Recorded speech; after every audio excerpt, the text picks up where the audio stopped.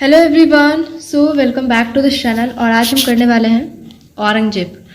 Mughal empire हमारा चल रहा है अभी, और इसमें हमने सारा कुछ कर लिया। सिर्फ औरंगजेब बचा हुआ है।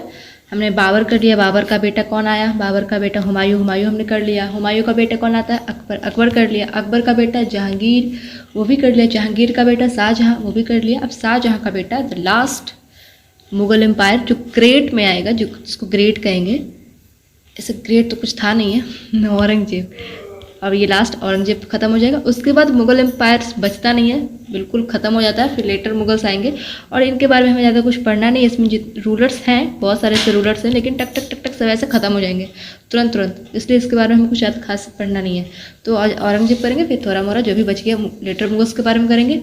उसके बाद ठीक है, बस उतना ही। तो चलते हैं। तो ये रहा हमारा क्रूर सा हमारा नहीं औरंगजेब। 1658 से लेके 1707 है, 1707 तक इसका रहता है। और इसका इम्पोर्टेंट इसका कैसे, जितने भी रूलर्स हैं ना मुग़ल एम्पायर में, सबका ये डेट याद रख लेना। 1658 से लेके 1707 इसका है। फिर शाहजहाँ का 1628 से लेके था 1658 तक, उसके बाद ये आ गया। ठीक है। इसको आलमगीर का टाइटल इसको मिला है। कब मिला है वो भी बताएंगे। इसको जिंदा पीर कहा जाता है। जिंदा पीर का मतलब द लिविंग सेंट। अब कौन ये इसको नाम दिया पता नहीं, लेकिन बिल्कुल ऐसा नहीं था। धर्वेश इसको कहा था। धर्वेश नहीं लग रहा है ऐसा कोई नाम अभी आजकल के नाम जैसा धर्मेश, धर्मेंद्र धर्वेश, उस वक्त वैसे नाम थे। फिर वीणा वाजक, इसको वीणा वाजक कहा जाता है। क्यों? क्योंकि ये वीणा बजाता था, इसको वीणा बजाने का शौक था, इसलिए इसको वीणा वाजक भी कहते हैं। उसको चीज़ को याद रखना कि कौन सा मुग़ल एम्पायर का रूलर था जिसको वीणा बजाने का शौक था, तो औरंगजेब था। इसके मदर का नाम है मुमताज महल, वही शाहजहाँ की जो बेगम साहिबा हैं, जिनके नाम पे ताजमहल बना है, वही मुमताज महल। वाइफ का नाम है इसका दिलरास बानो बेगम, दिलरास बानो बेगम। ओके। और अब आते हैं 1658। हाँ, तो इसके पहले शाहजहाँ में हमने क्या करा था कि शाहजहाँ जब पर रहते तो लास्ट में क्या हो रहा था कि शाहजहाँ के जितने बेटे हैं सबके बीच में बैटल ऑफ सक्सेशन हो रहा था कि कौन अगला रूलर बनेगा। तो बैटल ऑफ सक्सेशन इन 1658 ही हो रहा था, वही तो याद किया था। उसको वैसे ही याद करना, सक्सेशन बैटल्स इन 1658। तो इसमें काफ़ी बैटल्स हुए थे, 5 बैटल्स हुए थे, लेकिन हमें सारा नहीं पढ़ना है। हमें सिर्फ 3 बैटल्स पढ़ेंगे, धर्मत, समूगढ़ और देवराई। धर्मत कहाँ है? धर्मत है एमपी में, और समूगढ़ कहाँ है? आगरा। और देवराई कहाँ है? वाराणसी में। ठीक है।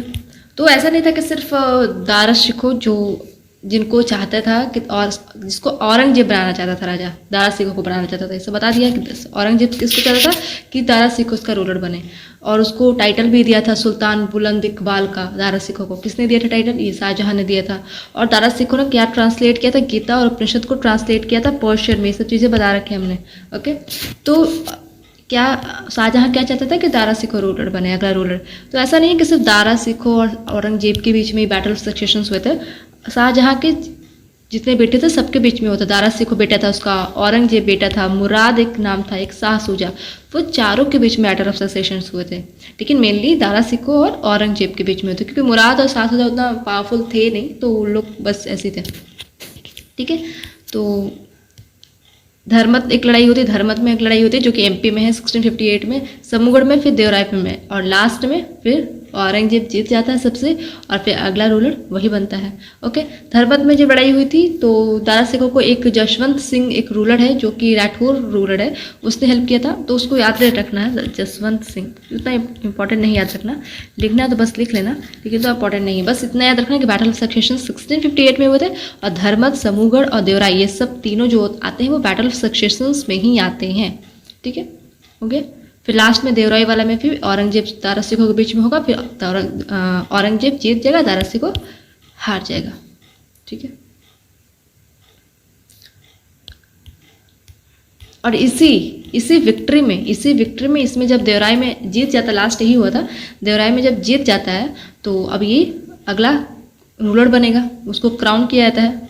औरंगजेब को कहाँ क्राउन किया जाता है? उसको दिल्ली में।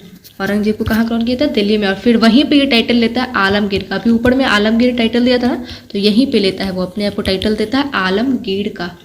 Okay. After victory he was crowned at Delhi, okay. He captured Guru Tegh बहादुर, जो 9th सिख गुरु थे। 5th सिख गुरु कौन थे? अर्जुन देव कौन थे? 5th सिख गुरु, जिसको किसने मारा? जहांगीर ने। क्यों मारा था? क्योंकि जहांगीर के जो बेटा था खुसरो, उसको हेल्प किया था अर्जुन देव ने। तो ये चीज़ कहते हैं। 5th सिख गुरु को किसने मारा? जहांगीर ने। 5th सिख गुरु कौन थे? अर्जुन देव। अब 9th सिख गुरु को कौन मार रहा है? कैप्चर किया 9th सिख गुरु को। 9th सिख गुरु कौन है? गुरु तेग बहादुर। ये सब हम सीक्वेंस याद करवाएंगे, डोंट वरी। फर्स्ट से लेकर पूरा 10th तक याद करवा देंगे ट्रिक से। तो 9th सिख गुरु को कैप्चर किसने किया? गुरु औरंगजेब में। 5th को जहांगीर ने, 9th को औरंगजेब में। और ठीक है, फिर 9th वाले कौन थे? गुरु तेग बहादुर। इनको कैप्चर किया, फिर एग्जीक्यूट कर दिया, फिर इनको मार दिया पूरा। इनको पब्लिकली ऐसे इनको लटकाता है और फिर इनको ऐसे सर्कल करता है, ऐसे मारता है बहुत बुरी तरीके से। क्यों मारा था? क्योंकि ही रिफ्यूज टू एम्ब्रेस इस्लाम, उन्होंने इस्लाम को एक्सेप्ट करने से मना कर दिया था। ठीक है, उन्होंने इस्लाम को एक्सेप्ट करने से मना कर दिया था, इसीलिए उनको फिर ऐसे मारा था 9th सिख गुरु को, Aurangzeb. During the first 23 years of rule, जो कि 1658 से 81 तक रहेगा, औरंगजेब कंसंट्रेटेड होता नॉर्थ इंडिया। 23 साल तक वो नॉर्थ इंडिया में रहा, लेकिन 23 उसके बाद ये जाता है साउथ में, क्योंकि इसने 23 साल में सारा जो नॉर्थ है सबको इसने एक्वायर कर लिया था। अब इसको सिर्फ बचा था कि साउथ बचा था। अब सोचा था चलो साउथ चलते हैं, साउथ में एक्वायर करते हैं। ओके, इसके पहले वो कौन आया था? अकबर भी आया था ना नीचे, फिर शाहजहाँ भी, ऐसे सब थोड़ा नीचे आए थे, तो ये भी अब नीचे आएगा। लेकिन इसमें इसलिए इसके पढ़ना है क्योंकि इसने 23 साल के बाद नॉर्थ में रहा, उसके बाद जब आया ये साउथ में तो यहीं बस गया, फिर ये कभी नॉर्थ में गया ही नहीं, दिल्ली में गया नहीं। और यही सबसे बड़ी भूल थी इसकी, और जिसकी वजह से पूरा मुगल एम्पायर ख़त्म हो गया, क्योंकि अब साउथ में रह गया। अब साउथ में रह गया तो जो दिल्ली था उसमें अब कोई रूलर बचा है नहीं, कोई रूलर है नहीं जो कि मेन ऐसे बैठा रहे।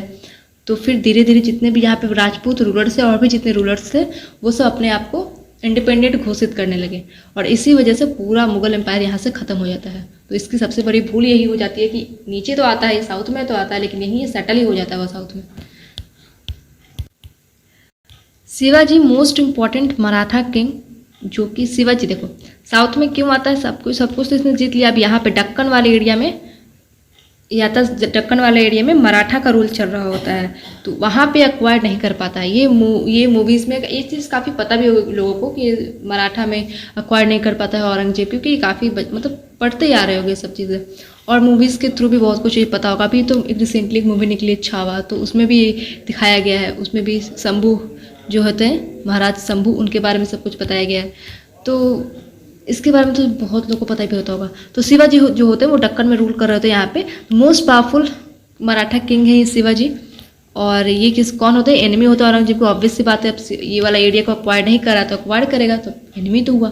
ठीक है, औरंगजेब कंस्पायर्ड विद जय सिंह ऑफ अम्बेर। देखो अभी शिवाजी के बारे में हम शॉर्ट में पढ़ते हैं, बस इतना ही पढ़ते हैं, और जो भी मराठा किंग के बारे में, हम मराठा किंग के बारे में और भी डिटेल से करेंगे जब हम मॉडर्न में जाएंगे, तो वहाँ पे हम डिटेल से करेंगे। ठीक है, तो अभी बस ऊपर जान लो कि शिवाजी ऐसे अक्वायर नहीं कर पा रहा था, बहुत पावरफुल थे।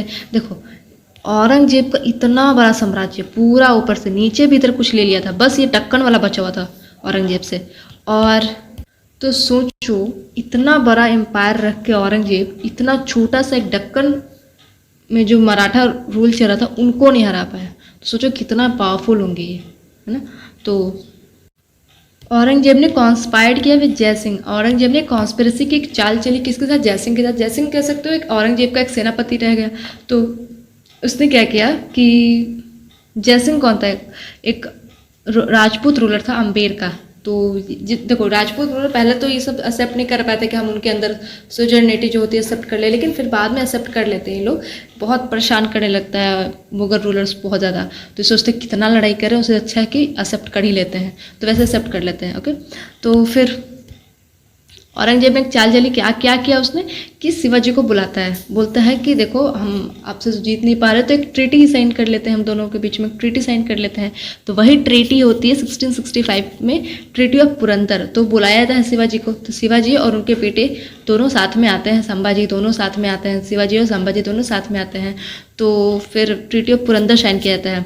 तो क्या पता इतना उतना कंफर्म नहीं है कि पहले साइन किया जाता है कि नहीं किया जाता है, या फिर सिर्फ इसको बुलाया जाता है, लेकिन ट्रीटी ऑफ पुरंदर के लिए बुलाया जाता है। और इसको याद रखना है, treaty of Purandar 1665, very very important. एक बार और आएगा ट्रीटी ऑफ पुरंदर, लेकिन अभी नहीं पढ़ेंगे उसको, हम मराठा जब पढ़ेंगे ना पूरा डिटेल में तो वहाँ देखेंगे, ठीक है। तो ट्रीटी ऑफ पुरंदर साइन करके उसके बाद कॉन्स्पिरेसी क्या होती है कि बुलाया जाता है और फिर इनको हाउस अरेस्ट कर लिया जाता है, ठीक है। ये बुलाया जाता है ट्रीटी ऑफ पुरंदर, कोई ट्रीटी साइन करने के लिए नहीं बुलाया जाता है, कोई मकसद वो नहीं होता ट्रीटी साइन करना है। मकसद ये होता है कि इनको कैप्चर कर लेना है, ठीक है, इनको हाउस अरेस्ट कर लेना है। तो कोई वजह तो होनी चाहिए बुलाने की, तो ये ट्रीटी ऑफ पुरंदर वजह बनती है। तो फिर इनको कैप्चर कर लेता है, ये वहाँ से सक्सेसफुली फिर निकल भी जाते हैं। कैसे निकलते हैं, पहले तो कैप्चर कर लेता है, उसके बाद काफ़ी टाइम तक शिवाजी एक अच्छे मौके की तलाश कर रहे होते हैं। ये सबको पता होगा, आप लोग को स्टोरी बुक्स में पढ़ते ही होगे, लिटरेचर्स में बहुत सारी स्टोरी सब पढ़ रखा है। तो बहुत टाइम तक शिवाजी इंतज़ार कर रहे होते हैं, इनको भी पता है कि अगर अभी कुछ किया तो ये लोग हमको मार देंगे। और औरंगजेब भी इसी चीज़ की वेट कर रहा था कि कहीं शिवाजी कुछ उल्टा पुल्टा करे और औरंगजेब को ऐसा मारने का मौका मिल जाए। तो शिवाजी इस चीज़ को जानते थे कि ये इंतज़ार उसी चीज़ का कर रहा है कि हम कुछ उल्टा पुल्टा करें और हमको मार दे, तो ये कुछ किए नहीं। फिर बहुत टाइम बाद ऐसे फ्रूट्स की टोकरी जा रही थी, बड़े बड़े से फ्रूट्स के टोकरी पूरा जा रहा था। तो उसमें फिर शिवाजी स्टार्टिंग में तो नहीं कुछ किए, क्योंकि स्टार्टिंग में बहुत चेकिंग होती थी, फ्रूट्स टोकरी को बहुत चेकिंग होती थी। फिर धीरे धीरे जब चेकिंग कम होने लगी, फिर उतना स्ट्रिक्ट जब रहा नहीं, तो फिर शिवाजी उस टोकरी में बैठ के उनके अपने बेटे के साथ फिर निकल लिए। तो ऐसे फिर वो वापस अपने ढक्कन, अगर वो ढक्कन ना आते वापस, तो फिर ढक्कन ये एक्वायर ही कर लेता औरंगजेब, ठीक है। तो ऐसा था। फिर उसके बाद शिवाजी के बाद उनके बेटे संभाजी, जो कि रूलर बन थे, जिनके बेसिस पे ये मूवी बनी है छावा, ठीक है। तो यही था। और फिर वो कभी नहीं एक्वायर कर पाता, औरंगजेब ढक्कन को कभी एक्वायर ही नहीं कर पाता। औरंगजेब ने अपॉइंट किया मुस्तासिब्स क्या होता है, रिलीजियस ऑफिसर्स होते हैं, उनको अपॉइंट किया। स्टार्टेड जजिया एंड पिलग्रिमेज टैक्स, जजिया और पिलग्रिमेज टैक्स को रीस्टार्ट किया। इसके पहले नहीं, किसने बंद कर दिया था? अकबर ने बंद कर दिया था ना जजिया और पिलग्रिमेज टैक्स। तो फिर रीस्टार्ट किसने कर दिया? औरंगजेब ने क्या क्या बैन किया? नारोज फेस्टिवल। ये नारोज फेस्टिवल किसने शुरू किया था? याद करो, दिल्ली सल्तनत में स्लेव डायनेस्टी चल रही थी और बलबन ने स्टार्ट किया था इसको। सिंगिंग, गाना बजाना ये सब अपने कोर्ट में बंद करवा दिया औरंगजेब। डांसिंग ये सब बंद करवा दिया। झरोखा दर्शन एक होता है उसको बंद करवा दिया। तुलादान सिस्टम को बैन करवाया और सती को, एक ही चीज़ ने अच्छा किया, सती बैन करवाया। तुलादान सिस्टम क्या होता है कि ऐसा तराजू रहेगा, ठीक है, ऐसा तराजू रहेगा, एक पे रूलर बैठेगा जो कि औरंगजेब है, वो बैठेगा, इधर पे सारा सामान जो भी गहने या फिर जो भी चीज़ें हैं वो उस पर रखाएगी। ये पता होगा ना, चीज़ें देखी होगी तुमने हिस्ट्री के कुछ मूवीज़ वगैरह में, तो इस पर रखाएगा और इस जितना इसका वेट है उतना इस पर सामान आएगा। दोनों इक्वल जब हो जाएगा तो इस जो भी सामान इस पर रखी हुई है, चाहे वो गहना हो या फिर कुछ भी खाने पीने का चीज़ कुछ भी हो, फिर उसको ऐसे डोनेट, दान है ना, दान लिखा है, उसको दान दे दिया जाएगा, लोगों को ऐसे प्रजा के बीच में बांट दिया जाएगा। तो इस चीज़ को इसने बैन करवा दिया, ठीक है। अब चलते हैं लिटरेचर्स पे, देखते हैं। फतवा ए आलमगीरी, इसको किसने लिखा? औरंगजेब ने। एगो है फतूहत ए आलमगीरी, एक है फतवा ए आलमगीरी और एक है फतूहत ए आलमगीरी। इसको लिखा ऐश्वर दास सागर ने, ठीक है। तो डिफरेंस क्या है? ये फतवा, ये फतूहत है। एक आलमगीर नामा है, इसको किसने लिखा? मिर्ज़ा मोहम्मद कासिम। इसमें मोस्ट इंपॉर्टेंट अगर पूछो तो ये है मोस्ट इंपॉर्टेंट, ऑब्वियस सी बात है, औरंगजेब ने लिखा है तो, ठीक है। इस सबको थोड़ा थोड़ा देख लेना, इस चीज़ को तो नाम देख लेना, फतूहत और फतवा। और चलो ठीक है। डेथ, इसकी डेथ कब हुई? 1707 में, जो कि लास्ट है। कहाँ हुई डेथ? अहमदनगर में। ये अभी बोला ना कि साउथ में ही रह गया, ऊपर से नॉर्थ में जब ये नीचे आया, 23 साल ऊपर रूल किया, उसमें जब नीचे आया तो ये ऊपर कभी गया ही नहीं, नॉर्थ में कभी गया नहीं। उसकी डेथ कहाँ होगी? नीचे ही होगी भाई। तो अहमदनगर में इसकी डेथ हुई। कहाँ है? अभी प्रेजेंट में अहमदनगर को संभाजी नगर कहते हैं। और संभाजी के साथ भी इसने वॉर बैटल किया था और बहुत बुरी तरीके से संभाजी को मारा था। ऐसे नाखून वाखून उखाड़ दिया था, जीव काट दिया था, बहुत बुरी तरीके से, बहुत ज़्यादा, बहुत क्रूर वे में बरेड किया गया इसको। कहाँ? कुलदाबाद में, जो कि दौलताबाद है। और इसने क्या क्या बनवाया? अब बनवाया से पहले कुछ और चीज़ें देख लेते हैं जैसे कि एक बैटल ऑफ तालीपट होता है, वैसे उतना इंपॉर्टेंट है नहीं, अगर किस्मत खराब रही तो क्वेश्चन पूछ लिए जाएंगे, नहीं रही तो ठीक है भाई। बैटल ऑफ तालीपट लड़ता है, बैटल ऑफ तालीपट कब लड़ता है? 1670 में लड़ता है, ठीक है। और ये एक जट के साथ रिवॉल्ट होता है, जट्स के साथ एक रिवॉल्ट ये होता है, तो जट रिवॉल्ट इसको बोलते हैं। कहाँ? मथुरा में ये चीज़ होती है। एक होता है बैटल 1671 में अगले ही साल, उसको बोलते हैं battle of Saraighat, battle of Saraighat. Battle of Saraighat किसके साथ होता है? अहोम किंग के द्वारा। अहोम रूलर, अहोम डायनेस्टी होती है, उनके खिलाफ होता है बैटल ऑफ सरायघाट। ये अहोम किंग उस वक्त कौन होते हैं? लचित बोरफुकन। नॉट इंपॉर्टेंट, मत याद रखो, सिर्फ इतने याद रखो अगर याद रखना है तो, कि बैटल ऑफ सरायघाट किसके खिलाफ हुआ था? अहोम डायनेस्टी के खिलाफ। अहोम डायनेस्टी किधर थी? अहोम डायनेस्टी असम में थी, असम में थी अहोम डायनेस्टी। ओके, और कुछ देखती हूँ। औरंगजेब ने कई टेम्पल्स भी तुड़वाए, जैसे कि सोमनाथ टेम्पल उसको और तुड़वा दिया, विश्वनाथ टेम्पल जो कि बनारस में उसको भी तुड़वाया, केशव राय टेम्पल था मथुरा में उसको भी तुड़वाया। इतना मत याद रखो, बस इतना याद रखो। हाँ, औरंगजेब ने इतना क्रूर था कि उसने टेम्पल्स तक तुड़वाया है। और चलो इसको देखते हैं बनवाया क्या क्या इसने। अब ये है मोती मस्जिद जो कि दिल्ली में है और रेड फोर्ट में है। इसको किसने बनवाया? औरंगजेब ने। अब एक बात याद रखो कि मोती मस्जिद अभी तक हम 3 बार पढ़ चुके हैं, ठीक है। एक मोती मस्जिद पढ़ा हमने दिल्ली में अभी, जो कि औरंगजेब बनवाया। एक मोती मस्जिद हमने पढ़ा जो कि आगरा में, जामा मस्जिद भी कहा गया लेकिन सेम ही समझो, मोती मस्जिद जो कि आगरा में है, जो कि किसने बनवाया? शाहजहां ने। तो इसको ऐसे याद रखना कि औरंगजेब किधर था? दिल्ली में था भाई, तो उसने दिल्ली में बनवाया। शाहजहां का मेनली सब कुछ कहाँ है? तो आगरा में, तो उसने आगरा में बनवाया। और एक बनवाया था जहांगीर ने लाहौर में। तो तीनों याद रखना, मोती मस्जिद तीनों किसने कौन सी जगह पे बनवाया, ठीक है। ये है बीबी का मकबरा, जिसको कि औरंगजेब के बेटे आजम शाह ने बनाया। देखो कहीं कहीं लिखा हुआ है कि बीबी का मकबरा औरंगजेब ने ही बनवाया है अपनी बेगम की याद में, और कहीं कहीं लिखा हुआ है कि इसके बेटे आजम शाह ने बनवाया है अपनी अम्मा जी की याद पे, अम्मी जी की याद पे, ठीक है, अपनी मम्मी की याद पे, ठीक है। तो in the memory of Rabia उल दौरा। अब ये राबिया उल दौरा कोई और नहीं बल्कि दिलरास बानो बेगम ही है, सेम ही पर्सन है, राबिया उल दौरा, ठीक है। तो इसके नाम पे इनके याद में बनवाया गया था। अब जो भी बनवाया इसके बेटे ने बनवाया, अब खुद औरंगजेब ने बनवाया। और ये जो बीबी का मकबरा है इसको दक्खनी ताज बोलते हैं, दक्खनी ताज। और है कहाँ? यह है संभाजी नगर में, दक्खनी ताज इसको बोलते हैं, इसको संभाजी नगर में है। और इसको बनाने के लिए इंस्पायर्ड कहाँ से किया गया? ताजमहल से। देखो थोड़ा सा ताजमहल की तरह भी दिख रहा है ना, तो इस इंस्पिरेशन इसको ताजमहल की तरह इसको बनाने की कोशिश की गई थी बीबी का मकबरा, लेकिन उसको इतना इंपॉर्टेंस मिला नहीं, ताजमहल को जितना इंपॉर्टेंस मिला है। बस इतना ही। अब चलते हैं लेटर मुगल्स पे। लेटर मुगल्स अब टक टक टक टक सारे रूलर्स खत्म होते जाएंगे, तो बस ध्यान देते जाओ। उसके बाद आता है औरंगजेब के बाद बहादुर शाह, 1707 से 1712 तक। क्या डेट इंपॉर्टेंट याद है इसे पढ़ना? नहीं, डेट इंपॉर्टेंट उतना मत याद रखो, नहीं याद रखो। इसका थोड़ा सा याद रख सकते हो क्योंकि उसके जस्ट बाद आया एक लास्ट वाला जो है उसको याद रख सकते हो, ठीक है। और एक दो बता देंगे उसका भी। 1707 से 1712 इतना ही मत याद रखो, बस इतना याद रखो। औरंगजेब के बाद कौन आया था? बहादुर शाह। इसको शाह आलम वन भी कहते हैं, इसको मुआजम भी कहते हैं, और इसको शाह बेखबर भी कहते हैं, ठीक है। और इसने रिलीज किया था कि इसको साहू को, साहू कौन है? सन ऑफ संभाजी, शिवाजी के बेटे संभाजी, संभाजी के बेटे साहू जी, इसको रिलीज किया था। इसको कैप्चर कौन के लिए था? औरंगजेब। ऑब्वियसली बात है औरंगजेब को कैप्चर करेगा संभाजी को मार के, तो फिर इसको रिलीज कर दिया बहादुर शाह ने। बहादुर शाह के ही टाइम पे गुरु गोविंद सिंह जो कि 10th गुरु थे, उन्होंने पीस इस्टेब्लिश की थी। उसने इस्टेब्लिश पीस विद गुरु गोविंद सिंह। मत याद रखो, छोड़ दो, बस इतना ही याद रखो। इसको याद रखना, शाह आलम टू इसको कहा जाता है।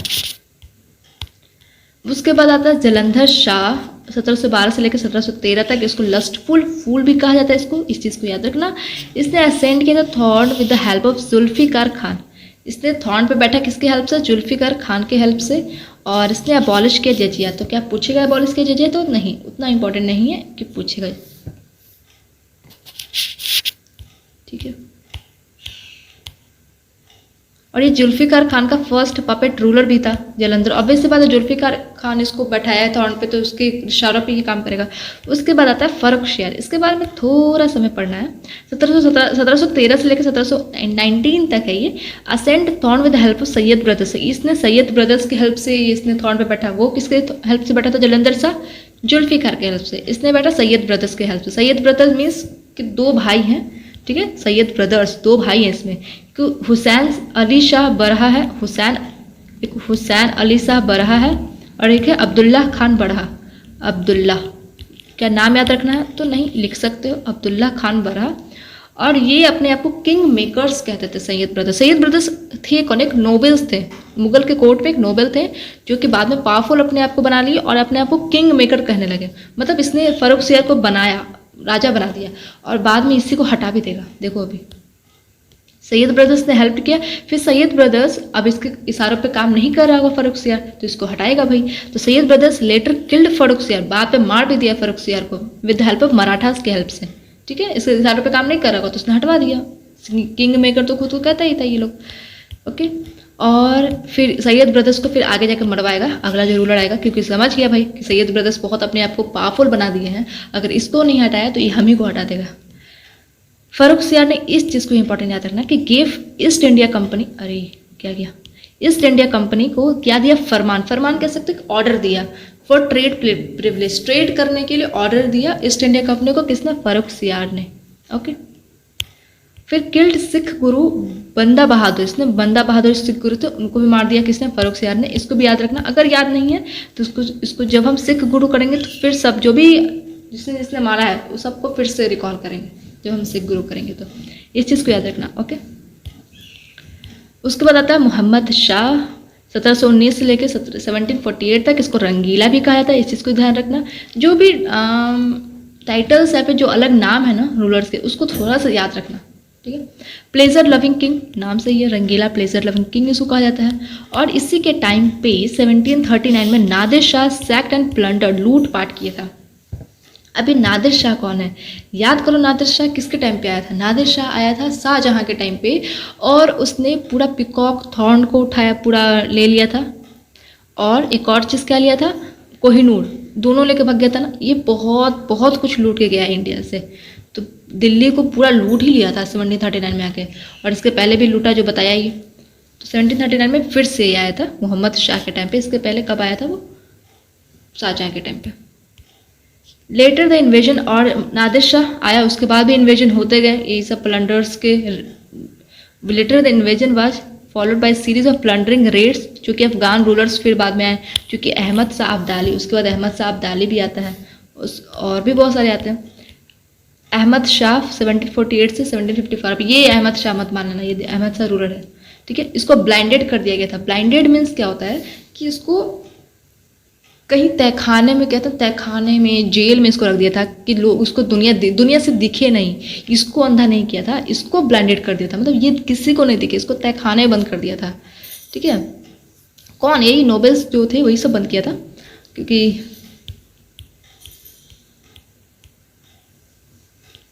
मोहम्मद शाह जो है वो मार दिया था सैयद ब्रदर्स को, उसने मार दिया था, क्योंकि इसको पता था कि भाई फर्रुखसियार को इसने बनवाया है राजा, उसको मार भी दिया है, तो हमको भी रास्ते से हटाए, इसलिए सबसे पहले सैयद ब्रदर्स को मारो। तो इसने सैयद ब्रदर्स को मार दिया था। अब इसको इन लोग को कौन ब्लाइंडेड कर रहा है? तो नोबल्स, और भी तो नोबल्स होंगे, सिर्फ सैयद ब्रदर्स थोड़े नहीं थे। तो उसने अहमद शाह को ब्लाइंडेड किया, उसको तहखाने बंद कर दिया, दुनिया को दिखे ना। उसके बाद आता है आलमगीर टू, जिसको नोबल्स ने मार दिया। 1754 से 1759 तक होता है, और इसी के टाइम पे बैटल ऑफ फलासी होता है 1757 में। डेट तो सबको याद होगा, 1757 बैटल ऑफ फलासी। तो क्या इंपॉर्टेंट याद रखना है इसका डेट? तो इतना मत याद रखना, सिर्फ इतना याद रखना कि बैटल ऑफ फलासी कौन से रूलर के टाइम पे हुआ? तो आलमगीर टू के टाइम पे हुआ है, ठीक है। शाह आलम टू, जो कि 1759 से लेकर 1806 तक होता है, इसको भी ब्लाइंडेड कर दिया गया था। और इसके टाइम पे बैटल ऑफ बक्सर हुआ था 1764 में। थर्ड बैटल ऑफ पानीपत हुआ था 1761 में, जो कि मराठास के साथ होता है, तो 1761 में। इस चीज़ को याद रखना है, इस चीज़ को हम फिर से करेंगे सब मॉडर्न में। उसके बाद आता है अकबर टू, 1896 से लेकर 1837 तक। इसमें एक ही चीज़ इंपॉर्टेंट है कि इसने टाइटल दिया था राजा राम मोहन रॉय, जो कि हम आगे करेंगे। राजा राम मोहन रॉय को इसने राजा का टाइटल दिया था, ठीक है, अकबर टू ने। उसके बाद बहादुर शाह टू, जो कि लास्ट मुगल एम्पायर होगा 1837 से लेके 1857 तक, 1857। उसके बाद ये पता ही है कि उसके बाद रिवॉल्ट होता है, रिवॉल्ट ऑफ 1857 होगा। तो ये लास्ट रूलर है। इसको एम्पायर ऑफ इंडिया कहा जाता है, इसको जफर कहा जाता है। इस चीज़ को याद रखना कि बहादुर शाह टू को जफर कहा जाता है। जफर एक पेन नेम है, ये शायरी जो भी लिखते थे उसमें अपना एक पेन नेम यूज़ करते थे, जफर। इनको रंगून भेज दिया गया था ब्रिटिशर्स के द्वारा, और फिर वहीं जाके ये मर गया। रंगून किधर है? म्यांमार में।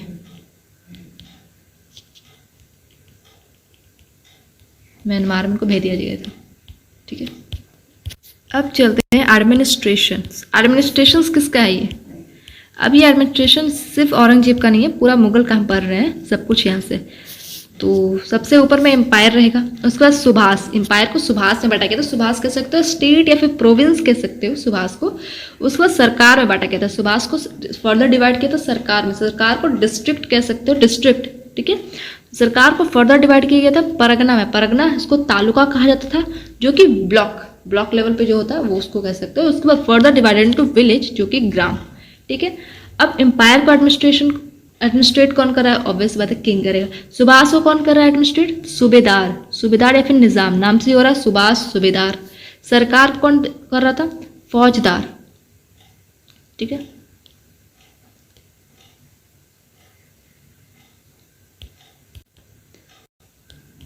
परगना को कौन कर रहा था? शिकदार। और विलेज में मुकद्दम होते थे। मुकद्दम, हाँ, इनको लंबरदार भी कहा जाता था, मुकद्दम या फिर लंबरदार। और ये विलेज हेडमैन होते थे, विलेज हेडमैन। अब फाइनेंस में जो कि रेवेन्यू कलेक्ट करेंगे, तो सुभाष के लेवल पे दीवान करते थे। सरकार के लेवल पे अमाल गुजार करते थे, अमाल गुजार। परगना के लेवल पर कुनांगो करते थे, ये रेवेन्यू कलेक्टर ये थे। और विलेज के लेवल पे पटवारी करते थे रेवेन्यू कलेक्ट विलेज लेवल पे। और एक चीज़ और इसमें कि शाहजहां में याद होगा कि बताया था कि शाहजहां ने एक न्यू एडमिनिस्ट्रेटिव यूनिट इंट्रोड्यूस की थी, जिसका नाम था क्या? चकला। तो वो चकला इसी दोनों के बीच में आएगा, सुभाष और सरकार के बीच में ही आएगा वो चकला। तो अगर पूछेगा तो यही पूछेगा कि चकला किन दोनों के बीच में? तो सुभाष और सरकार के बीच में आएगा ये, और ये दोनों को बीच में आएगा। और कि किसने इंट्रोड्यूस किया था चकला को? तो शाहजहां ने। ठीक है, अब चलते हैं हम इम्पोर्टेंट ऑफिसर्स के ऊपर। जो इम्पोर्टेंट ऑफिसर्स थे, अरे ऑफिस क्या हो गया? मिर्ज समन ये incharge of royal household के इंचार्ज थे। Mir Saman royal household के इंचार्ज थे। रॉयल हाउस होल्ड वही हरम जो कह रहे थे, हरम, तो उसके इंचार्ज थे। वो देखते थे कि क्या सामान ज़रूरत है, क्या खाने पीने की जो भी चीज़ें की ज़रूरत है, ज़रूरत है की चीज़ें हैं, उसका देखभाल रखते थे कि क्या क्या चीज़ पहुंचाना है, ये सब चीज़ों की देखभाल रखते थे। तो सामान से कर सकते हो, सामान वही कि क्या क्या सामान चाहिए हरम में, इस चीज़ का देखभाल करते थे, वो इंचार्ज थे वो इस चीज़ के। मीर बख्शी ये जनरल इंटेलिजेंस के को संभालते थे और मिलिट्री को अपॉइंट करते थे। मीर बख्शी। ठीक है, इसको ऐसे कर सकते हो कि बख्शी, जिसको ऐसा पक्ष दिया, फिर इंटेलिजेंस से कर सकते हो बख्शी से पक्षी निकालो, पक्षी बहुत इंटेलिजेंट होती है। ठीक, दीवान अभी तो बताया, रेवेन्यू एडमिनिस्ट्रेशन होते थे दीवान। रेवेन्यू पैसा, अब पैसा के सब दीवाने होते हैं, तो ऐसे हो जाएगा। फौजदार मिलिट्री लॉ एंड ऑर्डर, नाम से हो रहा है फौजदार, फौजी, लॉ एंड ऑर्डर। अमल गुजार responsible for assessment and collection of land revenue भी करते थे। अमल से भी वही गुजार से कर सकते हो, लैंड रेवेन्यू, पैसा आ गया तो गुजारा पैसे से ही होगा भाई। सदर जो होते थे मैनेजिंग जुडिशियल अफेयर्स को मैनेज करते थे। सदर तो आज भी होते हैं, तो जुडिशियल अफेयर्स को मैनेज करते थे सदर, ये तो आज भी होते, इसको पता ही होगा। सिकदर्स होते थे पुलिस चीफ या परगना लेवल पे होते थे सिकदर्स। और पुलिस चीफ तो डर से याद कर सकते, डर, पुलिस सब डरता है। ठीक है, अमीन होता था रेवेन्यू कलेक्टिंग, रेवेन्यू को कलेक्ट करते थे अमीन। ठीक है, इसके थोड़ा सा हम ट्रिक्स सब देख लेते हैं, उसके बाद आगे चलेंगे। चलो,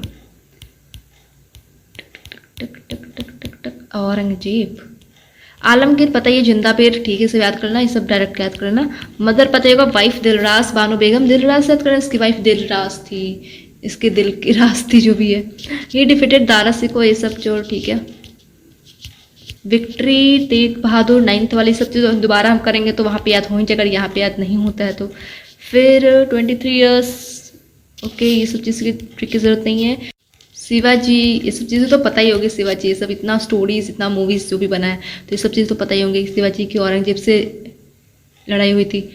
फिर ट्रीटी ऑफ पुरंदर, देखो यहाँ पे स्टेट को याद नहीं करवाते हैं ट्रिक से, हम आगे करेंगे जब मराठा से करेंगे तो वहाँ पे इस चीज़ को फिर से रिकॉल करने वाले हैं। मुतासिफ, मुतासिफ कैसे याद कर सकते हो, रिलीजियस ऑफिसर्स होते थे मुतासिफ।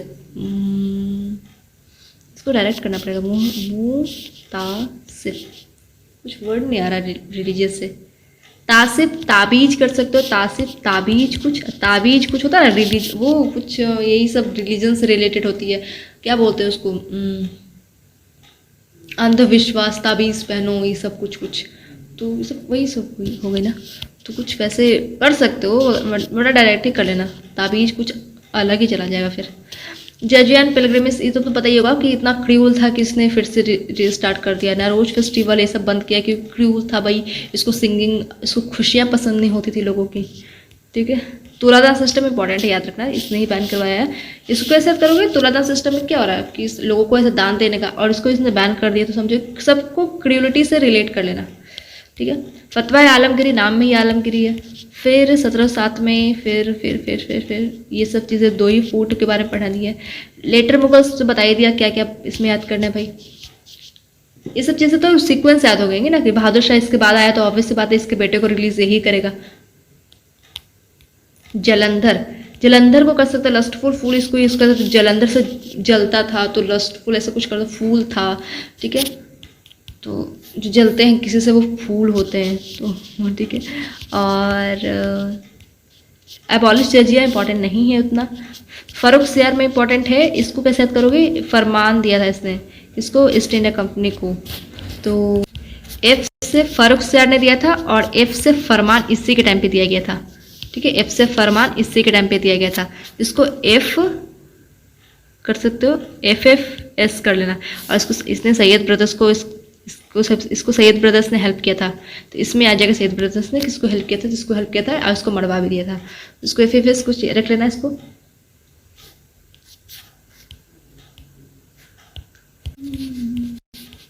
मोहम्मद शाह, इसको बोलते हैं रंगीला।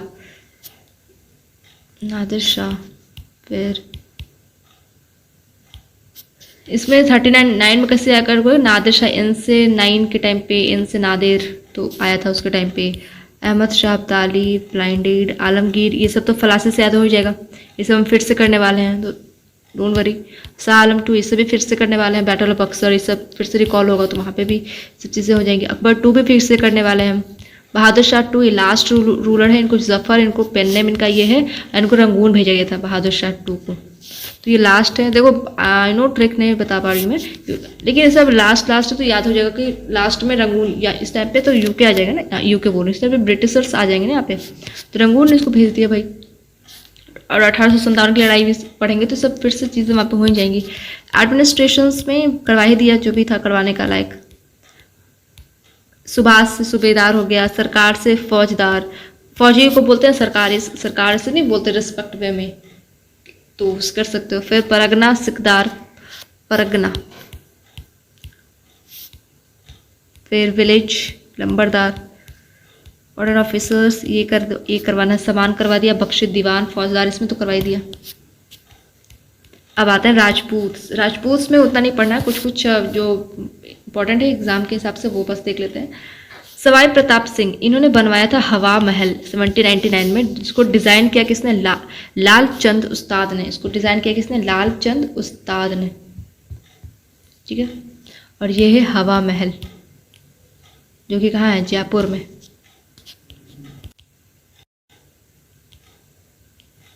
सवाई प्रताप सिंह हो गया। अब ये सवाई जय सिंह है, इन्होंने फाउंड किया जयपुर को, इन्होंने जयपुर को फाउंड किया, फिर अपना इसको कैपिटल भी बनवाया। तो इस चीज़ को याद रखना, जे से जयपुर ने, आज जे से जय सिंह ने इसको फाउंड किया। प्रताप में इसको कंफ्यूजन मत कर देना। Was given the सूबेदारी of Agra इन 1722, इनको सूबेदारी दिया गया था बस। इन्होंने 5 ऑब्जर्वेटरीज बनवाया है, और ये है देखो जंतर मंतर, 5 ऑब्जर्वेटरीज बनवाया है। कहाँ कहाँ बनवाया था, नीचे लिखा है। एक दिल्ली में, सबसे पहले इन्होंने दिल्ली में बनवाया था, फिर जयपुर, फिर वाराणसी, फिर उज्जैन, फिर मथुरा, ठीक है, यहाँ बनवाया था। और ये यहाँ पे ये दिल्ली वाला ये है, और इसमें क्या है, इसमें टाइम देखने के लिए इसमें ऐसे किया हुआ है। इसमें देखो इसको 15-15 मिनट में डिवाइडेड किया गया है, फिर 15 मिनट को फर्दर डिवाइड किया सेकंड्स में, ऐसे करके ऐसे डिवाइड किया गया। और सूरज की किरणें जहाँ पड़ेंगी तो उससे पता चलेगा कि अच्छा इस टाइम में ये टाइम हो रखा है। तो दिल्ली वाले में तो उतना पता नहीं चलता है, लेकिन जयपुर वाले में पूरा ऐसा क्लियरली पता चलेगा। और ये क्या है, मेहरानगढ़ की फोर्ट, मेहरानगढ़ फोर्ट है ये, जो कि राठौर रूलर्स ने इसको बनवाया था। राठौर रूलर्स कहाँ रूल कर रहे थे, मेवाड़ में, जो कि जोधपुर है। और इसको बनवाया गया किसके द्वारा, राव जोधा के द्वारा, ये राव जोधा के द्वारा, ठीक है। तो किधर है, जोधपुर में। कितना सुंदर है। और इस जोधपुर को ब्लू सिटी कहा जाता है। ब्लू सिटी क्यों कहा जाता है भाई ब्लू सिटी, क्योंकि यहाँ पे जो घर है यहाँ पे ब्लू रंग के यहाँ पे कलर किए हुए, ब्लू रंग के यहाँ पे पोते हुए कलर्ड है, और इसलिए इस जोधपुर को ब्लू सिटी कहा जाता है। और ठीक है, बस इतना ही है। और हाँ, एक आप क्वेश्चन मैं कर रही हूँ कि आप बताओगे सबसे ओल्डेस्ट फोर्ट कहाँ है, पुराना किला। वो पुराना किला नहीं, शेरशाह सूरी वाला नहीं, ओल्डेस्ट वाला किधर है। मैं हिंट दे रही हूँ, हिमाचल प्रदेश में। आप फोर्ट का नाम बताओगे किधर है, ठीक है। ये मैंने बता रखा है। तो ये यहाँ तक हो गया, सब कुछ खत्म हो गया हमारा। पूरा का पूरा मिडिवल इंडिया खत्म हो गया है। अब हम कल से शिफ्ट कर रहे हैं मॉडर्न इंडिया में, और फिर देखते हैं कहाँ से स्टार्ट होता है मॉडर्न इंडिया, कैसे स्टार्ट करते हैं। ओके, यहाँ तक में कोई भी डाउट हो, पूरा में कहीं से भी, पूरा मुगल एम्पायर में कहीं भी डाउट हो तो आप पूछना कमेंट बॉक्स में। ओके, PDF अब पूरा ये प्रोवाइड करवा दीजिएगा, पूरा ये कंपाइल एक ही जगह है पूरा मुगल एम्पायर का। ओके, ठीक है, तब तक के लिए थैंक यू।